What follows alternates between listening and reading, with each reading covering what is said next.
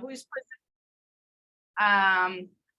the talk Restoring through Design Towards Belonging and Health, Applying Black Feminist Thought and Womanism to Reimagine Computing Futures. Mia has a BA from Stanford in Human Biology, and master's from the University of Nevada, Las Vegas in Curriculum and Instruction.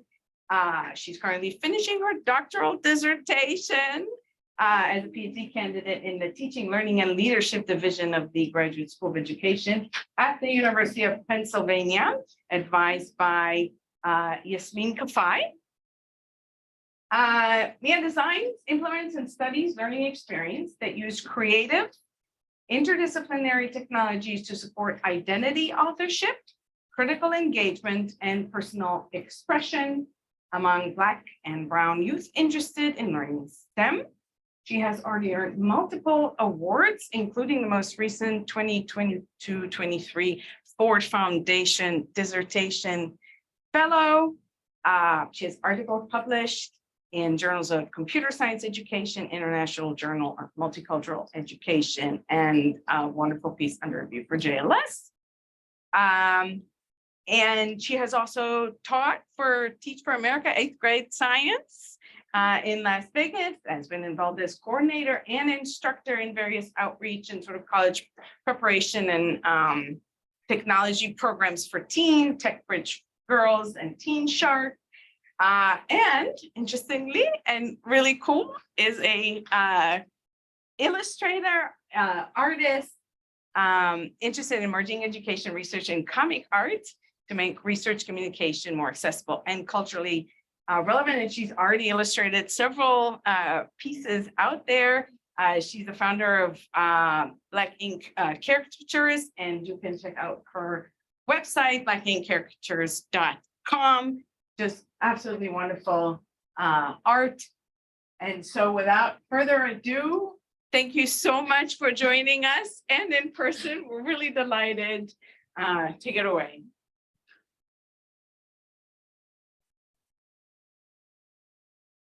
Thank you, Danielle, and everyone at Rutgers for inviting me. I'm excited to present my research, Restoring Through Design Towards Belonging and Health, Applying Black Feminist Thought and Womanism to Reimagine Computing Futures.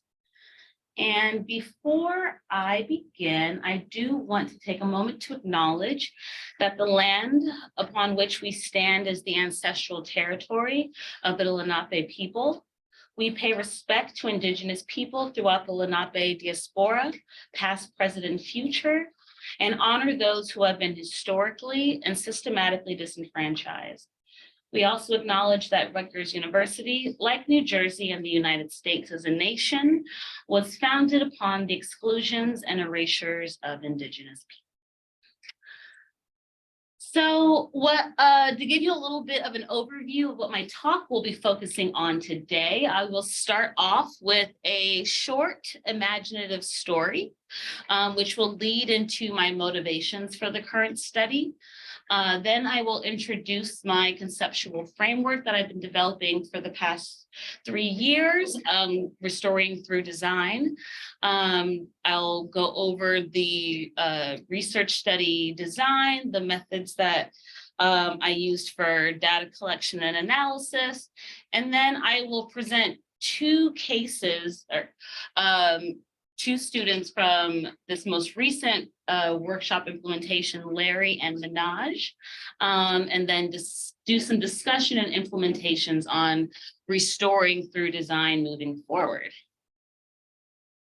So I want us to imagine a 15-year-old Black girl. Let's say her name is Dee, because I've been rewatching Lovecraft Country.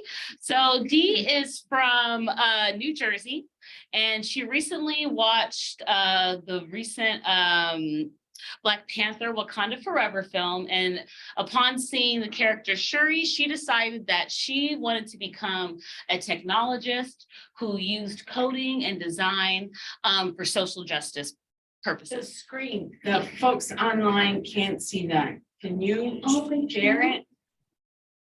Okay, yes, I can. Sorry, folks online. I thought I was presenting. Okay.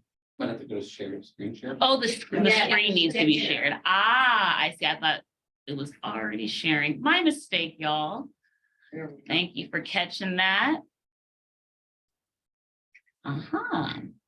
Cool. So I will move. Oh, no, we want to get that. We want to get rid of that. Technology. There you go. Cool. Y'all can see? There you go. Great.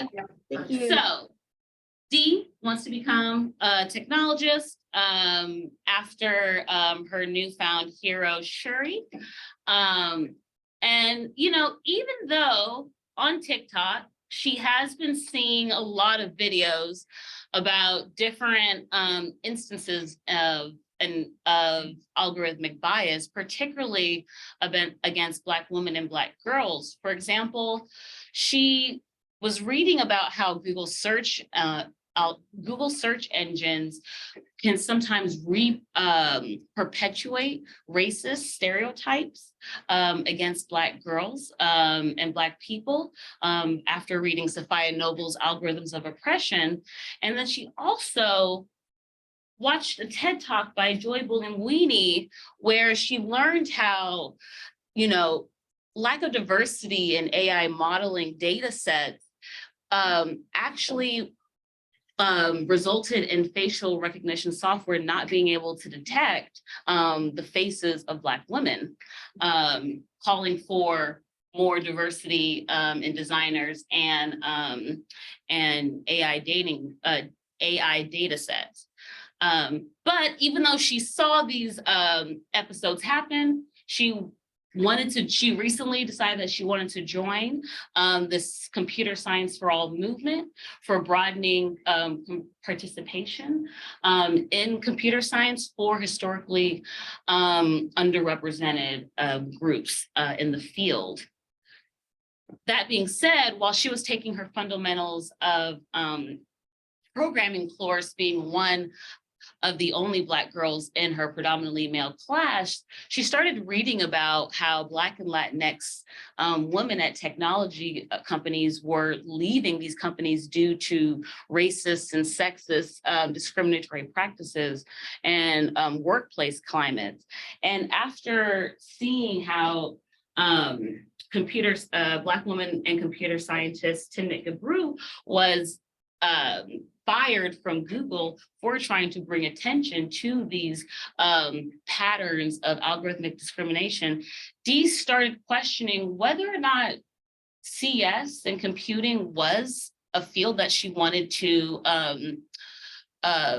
participate in, and whether or not the field had the needs and perspectives of people from her own communities in mind in the design of new technologies. So what this study builds on are current research efforts that try to support youth in critically reflecting on the design of technologies, computing technologies and their connections to systems of power, but then also providing them opportunities to design computer applications that are critical to these systems. And in addition to critical inquiry and critical design, we also see a need for critically reimagining what these computing systems, what their purposes are for our world. But even though we have been seeing recent efforts trying to do a mixture of some of these different efforts or different approaches, there is a need for intersectional computing perspectives, which understands how the varied lived experiences of Black women, how their experiences with intersecting multiple forms of oppression, how those can actually be perpetuated by our computing systems. So there's a need to, as we're designing new technologies, to really think through how are these technologies not only marginalizing those who are most vulnerable to these oppressions, but then how can we also transform these societal norms so that we can eradicate these systems of oppression. So how do I approach this work?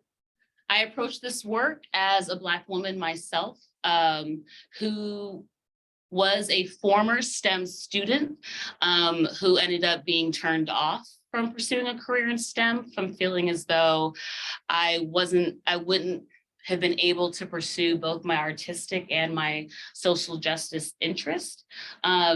So then I ended up turning and becoming a STEM educator, both in formal and informal spaces, as a science teacher, and then a program coordinator for a girls centric STEM and engineering program, and noting and seeing the way that some of these systems of power, how these dynamics can become manifested in teaching, in learning spaces, and having to kind of unlearn some of that marginalization that I had myself experienced as a student. I had to unlearn as an educator, how do we teach STEM in a way that doesn't harm or spirit murder Black and brown girls. I also approach this work as an artist who uses comics and illustrations as a way to communicate this work, as well as a learning scientist with a background in designing learning environments that utilize technology for teaching and learning. So this particular study was, move this down a little bit, was a design-based study that was conducted in partnership with an informal STEM program at a local local science museum that I had been working with for the past 5, almost 6 years now. And this workshop took place over the spring and summer of 2021. During the spring session, we met for a total of 10 hours after school. And during this virtual session, youth were introduced to understanding narratives. Actually, give me a second.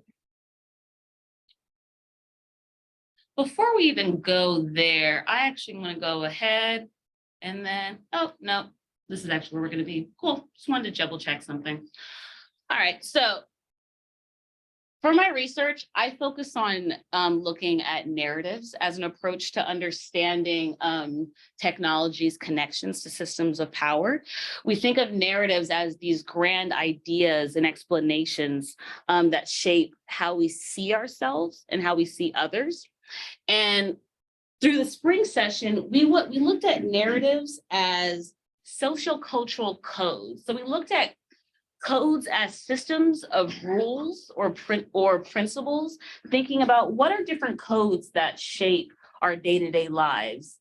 So students brought up things like code of ethics, Black codes, girl code, bro code, dress codes, code of conducts, thinking of different ways of how do we have these different rules and systems that we kind of take for granted and don't even think about who sets these norms and who benefits from them and who most are harmed by them.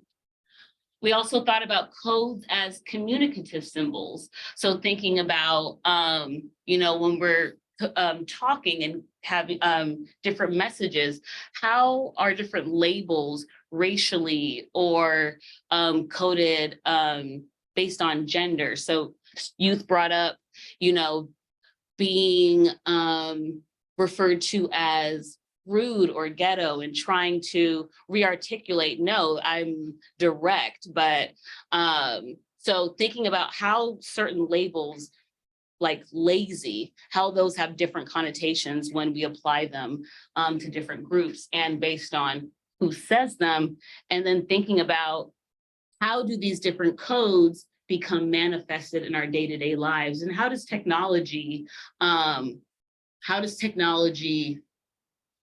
the word I'm looking for, shape these codes and impact these codes. And then during the summer session, after youth did various hands-on projects to learn about these different kinds of codes, we then thought about codes as instructions for computers, thinking about how these different systems, these different norms, how do those become manifested in our technologies? And just to give you some background on some of the participants, we had 19 in the program, 14 of whom consented. We had predominantly male participants as well as predominantly participants of color, most of whom were Black.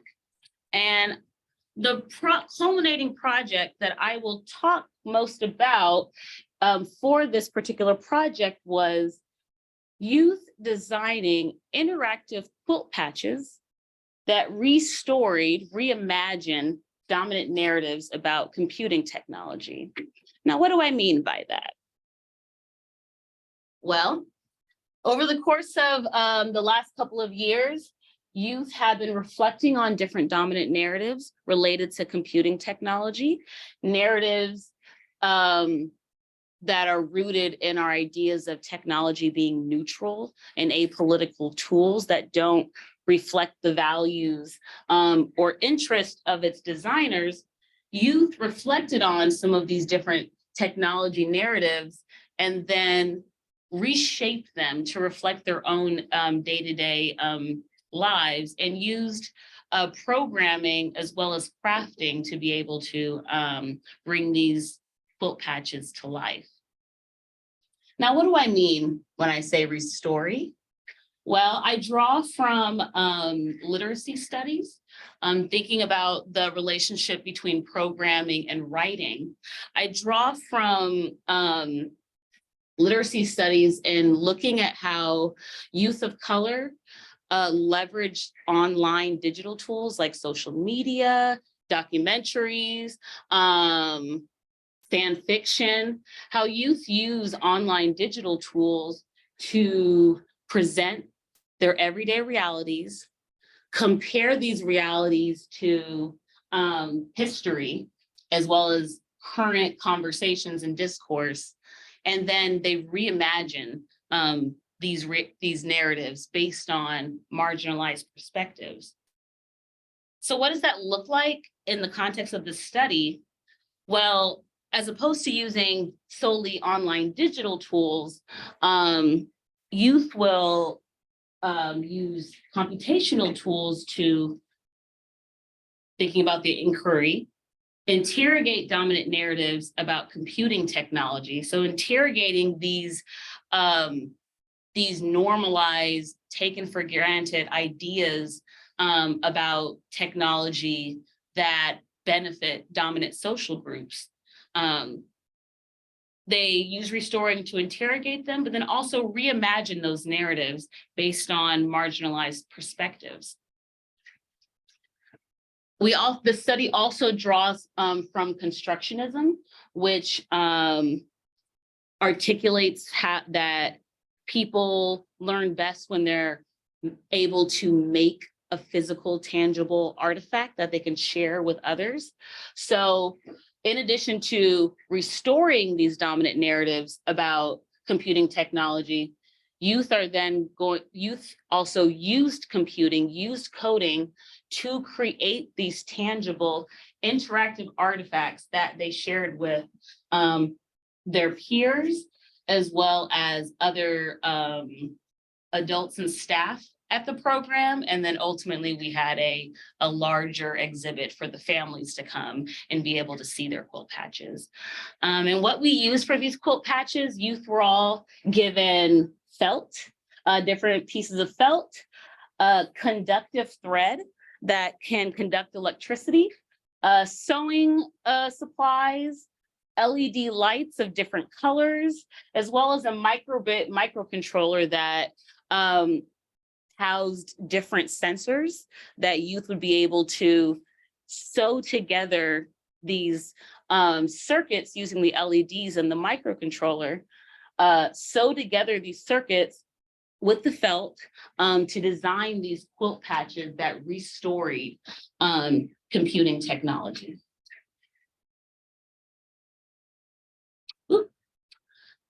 So restoring through design, we're bringing together the inquiry with the reimagination as well as the design. Now for this particular talk, I want to talk about how did youth restoring through design practices reflect Black women and girls' histories of resistance? Because for this particular study, we wanted youth to make quilt patches because we were inspired by the history of Black women quilters using quilt making since their enslavement in this country, using quilts as a way to not only develop kinship networks with other women and families, but also reconstruct their lived experiences with everyday oppressions and create a new identity, create a new, really a new culture and a new community. So I analyzed youth artifacts, which included not only their quilt patches, but they were also instructed to create videos or slideshow presentations where they describe these quilts and their interaction. I also analyzed their design journals, their final surveys, as well as their observation field notes. And I did qualitative inductive analysis that was constructed based on youth's data, as well as analysis of their artifacts. So some of the findings, this is the fun part. So youth, for the first finding, I'm going to focus on Larry and Minaj. They created quilt patches that were counter-narratives, they created counter-narratives about the computing field in the form of these electronic multimodal quilt patches. So here you can see Larry's quilt. I will go through each quilt patch one at a time. Let me move this over. Actually, let me just, sorry, y'all. So for Larry's quilt, for her quilt patch as a self-identified gamer and basketball player who loved playing video games that were themed on basketball, like NBA 2K, she wanted to address the dominant narrative that video games and basketball are just for boys. And the dominant group and perspective that she addressed for this particular quilt were the video game designers, as she interrogated who are the designers marketing their games to when they've created an NBA 2K game without creating a WNBA 2K game. So what she did was she decided to make her quilt patch an advertisement, as though we went back in 1999 when the first NBA 2K game was released. She reimagined or restored that the WNBA 2K game was also released so that both games are out. Fans of both organizations are able to play with their favorite players. And the way she used interaction for this was she has like an arrow displayed, and if you when you press the different buttons and sensors, the LEDs on the screen instruct you to kind of animate this advertisement. So you press this button and it displays the words "now introducing." Then you press the right button and it says WNBA 2K. And then you press the touch sensor, it resets it. And then there's also a sound sensor via the microphone, so that when you clap, as though you're watching this advertisement, a little explosion comes up on the screen. Now, what's funny though, is even though she does have an she programmed interaction into her microbit, something you will notice though, is she did not include any circuits in her quilt patch. So that was interesting. Now, Minaj, who is actually a young Black boy in the program, wanted to make his quilt patch address the dominant narrative that tech spaces are exclusive to white men, as well as the belief that Black women cannot be unapologetically Black and smart. A lot of his projects, when he started the program, he self-identified as a Barb, AKA fan of Nicki Minaj.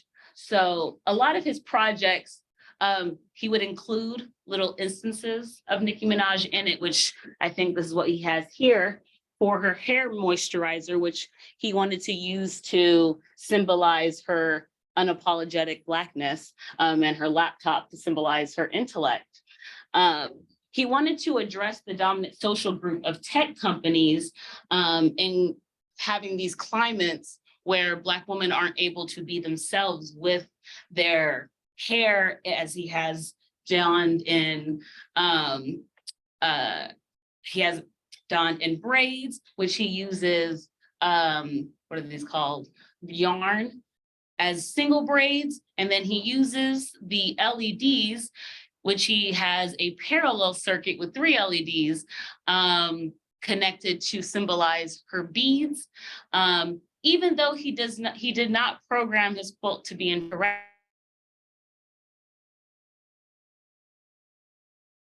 displayed on the microbit so that her shirt always reads, "I love computing."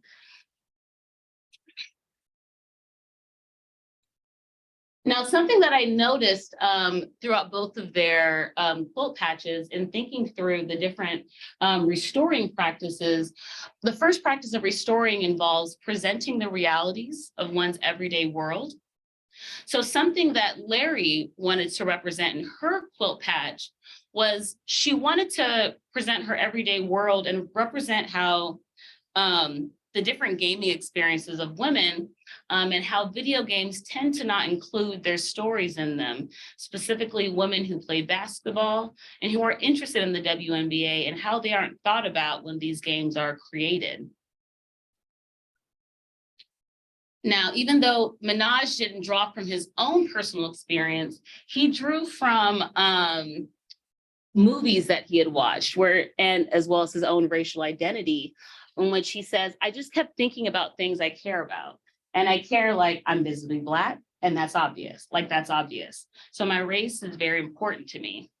So I was thinking about how whenever I watch like a movie about people in STEM, or especially like computer coding and stuff, it's always portrayed by a white man. So I was thinking, why not do the opposite of that and do a Black woman? And what's interesting about, I'll speak a little bit, I'll use Black feminist thought and womanism in a minute to kind of reinterpret some of these findings in a second. But the last thing I wanted to highlight from those two in their quilt patches were they also situated Black women's lived realities within a historical context. Larry stated the belief that video games and basketball are just for boys. And she compares this to the history of computing and the belief that primarily or only men are involved in it. So as we're kind of seeing, they're starting to form connections between Black women's discrimination within computing in the field, but then they're also kind of seeing how do these narratives emerge in the design of technology like video games. And then Minaj also compared his quilt to the history of computing technology because the community has been ran by white men. So the last thing I want to kind of do as I'm wrapping up is I want to reinterpret their process of restoring through design through the lenses of Black feminism and Black feminist thought and womanism. As a theory, Black feminist thought positions Black women as knowledge agents or experts about what it means to be a resilient Black woman, especially given our experiences, our lived experiences with intersecting forms of oppression, such as racism, sexism, capitalism, keep it going down, and how each of these isms shapes and impacts each other. Black feminist thought can be helpful in kind of interrogating some of these intersecting oppressions that youth are highlighting. And then another social perspective I want to highlight is womanism, which is rooted in Black women and other women of color's everyday experiences and everyday methods of problem solving in an effort to end all forms of oppression. So as we're thinking about ending all of these oppressions based on Black women's everyday experiences and forms of resistance, this could be helpful for helping us reimagine and redesign oppressions in computing. So for example, we see kind of based off Black feminist thought, how Larry, as a Black girl, drew from her everyday lived experiences with intersecting oppressions and was able to use restoring through design to define her own reality. When she made her quilt patch, she said that making this quilt patch meant a lot to her because the topic she made her quilt about heavily applies to her. And she realized that this was a dominant narrative that she has challenged before without even realizing it or having the language to articulate it. Further, through questioning who the video game is marketed to, Larry starts to question how both capitalism and sexism shapes the design of new games. As she reflects on, she would want to ask the person who conceptualized NBA 2K and why they decided a WNBA 2K game wasn't necessary. She would also want to ask who the game is marketed towards. So here we're kind of seeing that tension between the needs of someone like her who'd want a game where she could play with her favorite WNBA players, but seeing that against the needs of a company who might say that, well, that's not profitable for us. So we'll include them in our NBA 2K game, but we won't give the WNBA their own video game. Minaj's decision to center a Black woman can also reflect what Patricia Hill Collins identifies as Black, or articulates as Black women's relegation to the negative other, which positions them as the antithesis of positive white male images. So what we kind of see is how, based on computing and West computing field being criticized for white masculinity kind of being the dominant form of knowledge and practices. What Minaj kind of does is he thinks about, well, based on that system of white male supremacy, the system would relegate Black women, unfortunately, to a marginalization based on the system, which results currently in them being one of the most understudied and overlooked populations within the field of computing. So what we see with both Larry and Minaj's quilt patches are how Black women's experiences, while not monolithic, they tend to become absorbed sometimes into the collective experiences of either women or Black people. So sometimes we don't think about Black women's unique needs or ways of being or experiences with multiple systems of oppression. So sometimes their ways of being or knowing become considered divergent within these white male spaces. And then lastly, with quilting, Historically, Black women have used quilt making as both a socio-political tool and art form for restoring their lived experiences, creating community, and healing collectively from everyday oppressions. So through being able to quilt and restore these experiences, we're also offering a space for them to reflect on their own experiences with marginalization and potentially heal from them. And then their quilt patches also reflect womanist goals of harmonizing and coordinating and balancing across difference. So what are some implications for restoring through design? Well, for youth, when we think about computing learning, restoring through design can offer multiple entry points for youth to engage in computing through engaging in counter-narrative creation, as well as engaging in sewing and crafting. But it also provides another possible or multiple ending points for learning to code. So not just learning to code just to develop the skills, but learning to code with the intention of engaging in critical inquiry, critical design, as well as critical imagination. Further, there's implications on restoring the self as well as restoring the community, as restoring through design can nurture empowerment and self-definition among Black girls like Larry, who were able to interrogate and reimagine narratives that they themselves have felt personally oppressed by. As well as it provides a space for non-dominant youth to share and listen to each other's stories and perspectives. If I had had more time or had organized this better, we would have had more time for youth to analyze each other's stories and find connections amongst each other's stories to see how do these systems of oppression, how do they manifest through these different experiences with technology.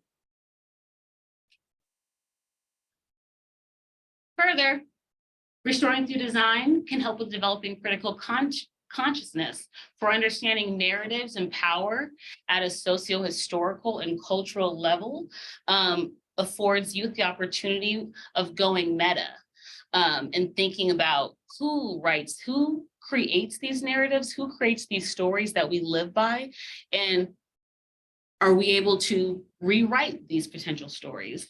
As Larry reflects in her final survey, this was not in her final survey, one thing she reflected in her exit ticket was that she was engaging her thinking about power, equity, and oppression by thinking deeply about who sets social norms and how they keep power with them.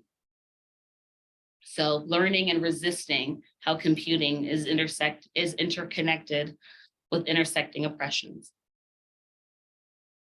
Now, for researchers and educators, restoring through design offers an interdisciplinary and potentially intersectional approach towards reshaping these narratives and how they become enacted throughout teaching, learning, and research design, as well as it highlights Black women and girls' stories, lived experiences, and counter storytelling practices as sources of legitimate knowledge. So as we're thinking about how do we address these different systems of oppression and power, we listen to folks who have already developed tools and histories of resisting these oppressions. But in doing so, we need to consider that those who are most oppressed do not bear the most burden for ending oppression. So while we're providing youth opportunities to reflect on these different systems, we don't want them feeling like it is them and them alone who are responsible for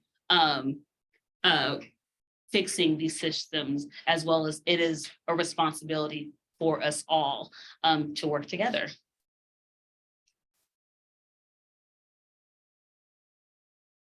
And I think the last thing I want to just highlight is just the ethics of restoring. Minaj was a really interesting case because it kind of brought up the idea of who has the right to tell what story, and how do we make sure that we are centering those who are most silenced.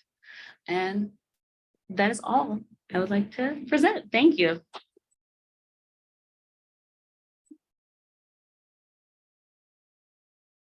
Thank you so much. We're gonna open it up for questions now.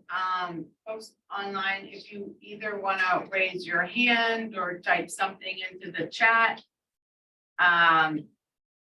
we can see your questions and take them. Otherwise, I think we tend to start with folks in the room. If anyone here has a question.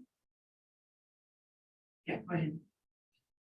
I've seen the fabric coating before, actually. I was curious if you've noticed any difference in the way that your students engaged with those materials because of their genders. If you had more resistance from young boys, and have y'all talked about that at all? Yes, I did. There were two particular tables that came to mind. One was Larry's table. There was a young boy who was at her table, and it was a table of all girls. He struggled the most with sewing at his table. But what was really cool, fortunately for him, was that Larry kind of took on because she had had prior sewing experience, she was able to support him and teach him to the point where by the end of the workshop, he felt like he had learned how to sew. Now, another case, which my final analysis that I'll be going over in my dissertation was a pair of students who made one quilt. The pair was a Black girl and a white boy. And I'm intrigued to go over their data because they divided the work in a very gendered way. She did most of the sewing while he did most of the coding. He had prior interest and experiences with coding.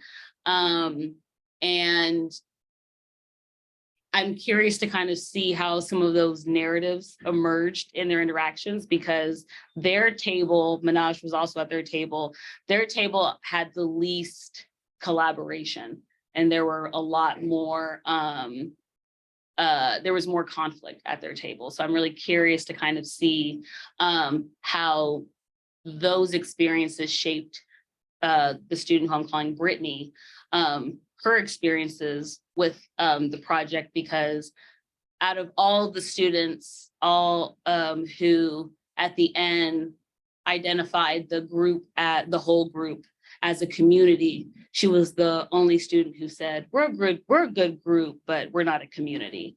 So I want to go back and kind of look through some of her experiences. Just to follow up on that, have you thought at all, or like, do you write, or are you concerned at all about using the fabric stuff and then having that be almost like a sort of like Girl Scouts to Boy Scouts for technology, right? Like the boys get to play with the real thing and the girls are playing with fabric, and are they going to be viewed down the line as like, oh, you weren't doing real engineering, you were doing, an arts and crafts version or something like that? I was curious if you how you think about those issues as part of this as well. Yeah, and I think it's something to think about with doing e-textiles work, because I know that this is the space of e-textiles has been critiqued for reinforcing gender norms.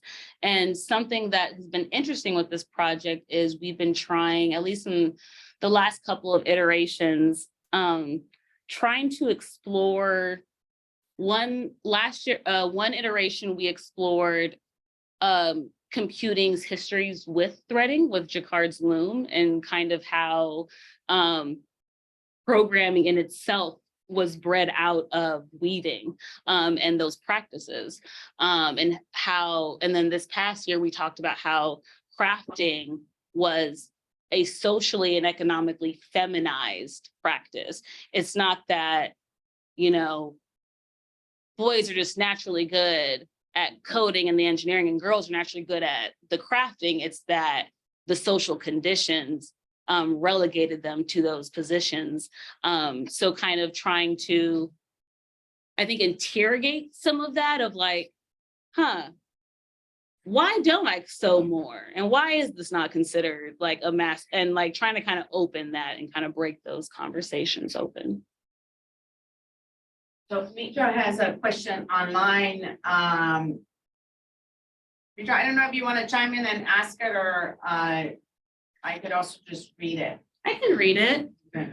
What were some of the best or most beneficial scaffolds used to bring students to completed projects?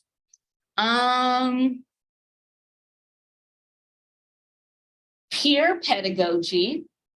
It seemed as though when we had students, because students came to the program with very different backgrounds in coding, very different backgrounds in crafting.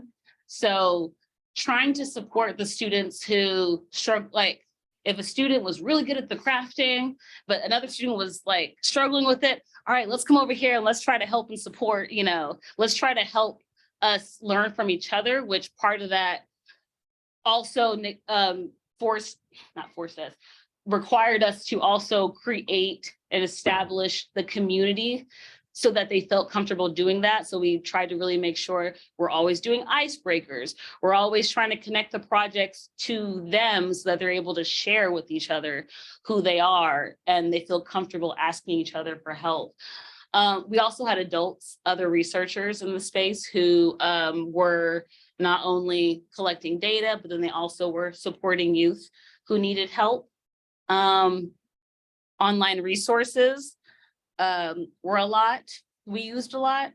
Something I would like to use that I saw online that seems to be really helpful for sewing are really big model versions of all of the things. I saw a video about that later, and that seemed like that could have been really helpful for students, because sewing was the biggest like challenge. The prior year, we didn't have issues because they made their quilts at home, and I think their families helped them out a lot with them. So then when we all came together in the program, the sewing was like the biggest, oh my goodness, like, how do we address this? So that's something that I definitely want to make sure is improved upon, because when they felt like they were struggling with the sewing, then they were less likely to incorporate, you know, circuits, and that obviously impacted the potential of their designs.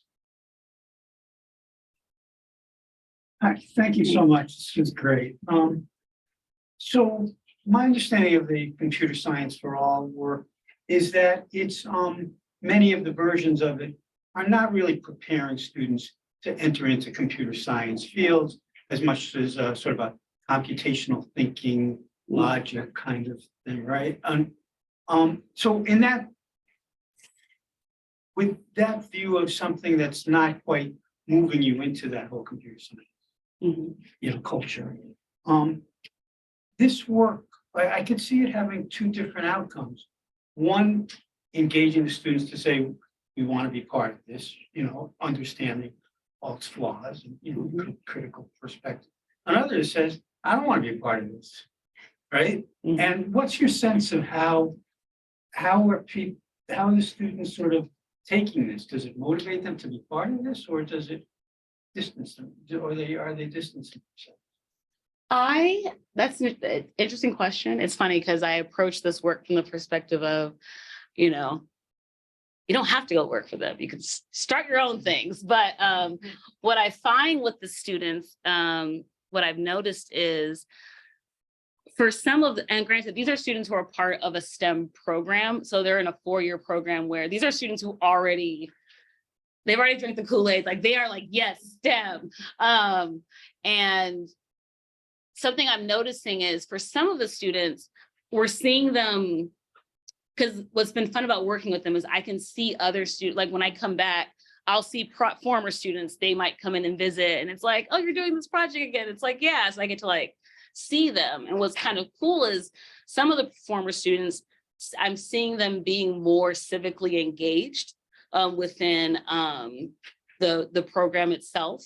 I'm hearing them use the terminology of narratives, and they're using like counter stories, or like, no, that's a dominant narrative that they're telling us. So what I'm seeing is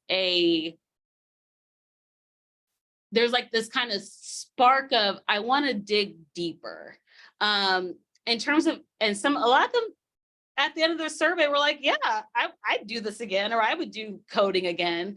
But I think what I'm finding more interesting is that for several of the students, that critical consciousness piece of, okay, well, what can I do with this? And then also being able to actually have these conversations in a collective space, because unfortunately in a lot of classrooms, they're not able to talk about these issues with each other. So it kind of just like opened up a space of, oh, I feel like I'm actually understanding things a little bit more, and it makes me want to learn more. I think my response. That actually ties, I think, to the next question in the chat in terms of remaining objective is supporting the students come to their own conclusion given your positionality in that space. I think my first reaction to this is I wasn't objective. And I also don't think this work is objective or is possible to be objective, because all the crux of this work was, or of this workshop was, we're going to be talking about our experiences with these things. And something I tried to do was I tried to create a space where no matter what their view was, they could share it. And we did have moments of like different divergent views on certain topics. And I think what I tried to do at most was just ask questions. Like when they would say things, just kind of like, oh, okay, so it sounds like you're saying that.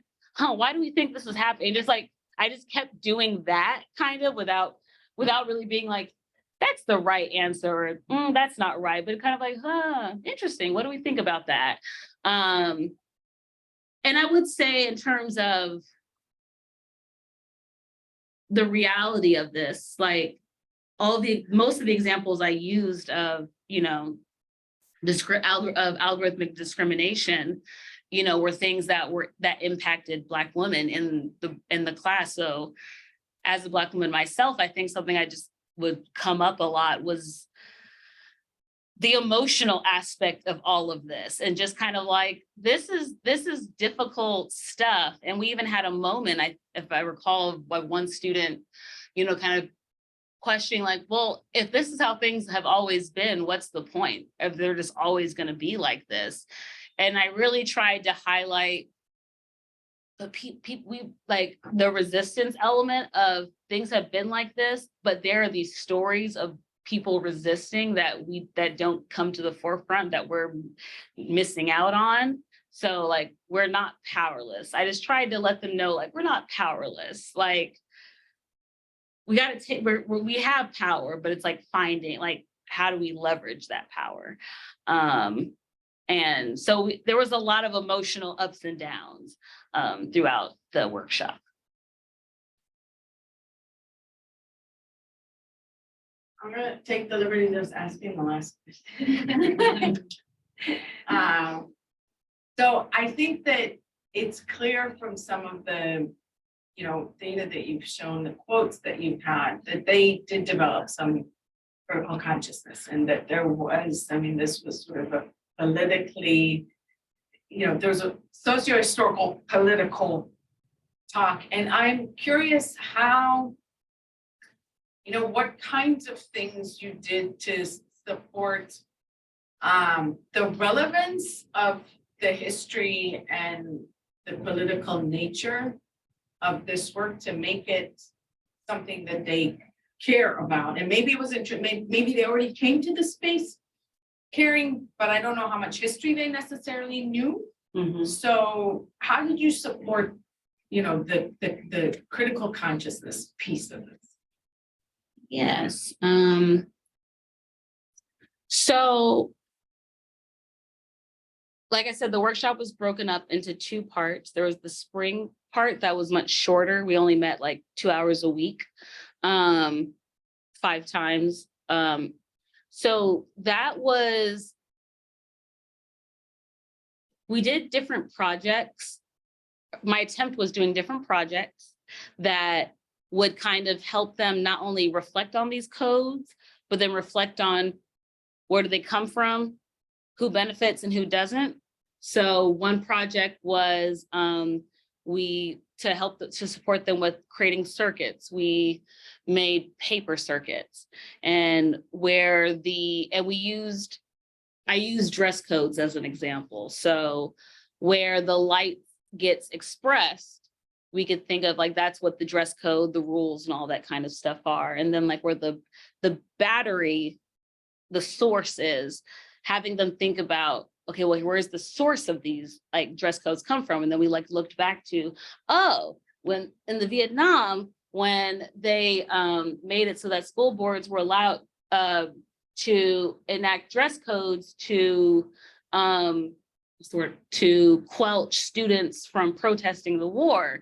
So like with every like example, we would try to like highlight some bit of like history of like, where could this have come from? Like, where could this like some of these like codes or ideas come from? So when we talked about, because a lot of students, because it was the pandemic, you know, were feeling lazy or like, I've just been so lazy lately. And I'm just like, no, there's no such thing as laziness. And then like, we like looked at like some like sources of like, you know, like ideas of laziness coming from like, you know, puritanical culture, and like how like terms like laziness get applied like racially a lot of times. So just like kind of highlighting like a lot of these constructs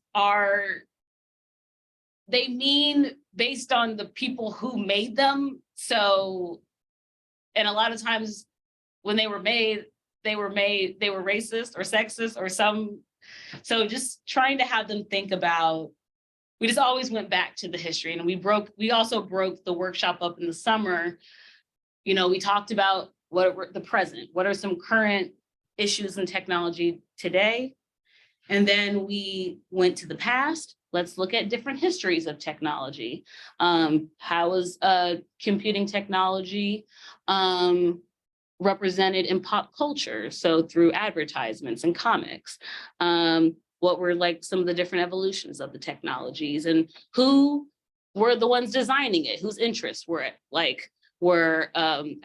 you know, who were the people who were the scientists, you know, finding out women were the human computers, and then men came in and became, you know, so like just kind of like showing them, oh, and then we had a day where we looked at the future. Let's look at science fiction and see how different, you know, writers and creators, how have they reflected on, you know, our relationship with technology, and highlighting, oh snap, people like Octavia Butler have been, you know, showing us or like warning us about how racism and sexism and capitalism, you know, can, what the implications can be. So we were doing time travel, always going around, and having them just, when we think about stories and narratives, just really thinking about what is the story we're trying to tell, or where did our story come from? Who's telling these stories? Whose stories are missing?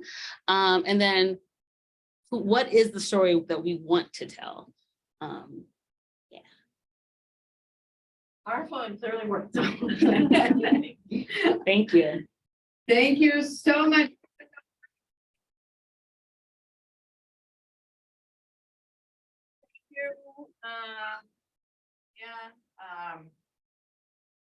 Dr. Shaw to be. And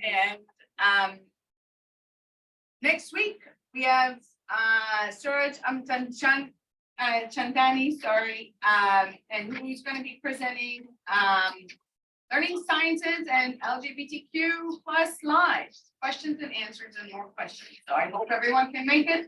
Another wonderful talk in our series, and thank you again. Thank you. Thank you all. Thank you. Should I close out the meeting?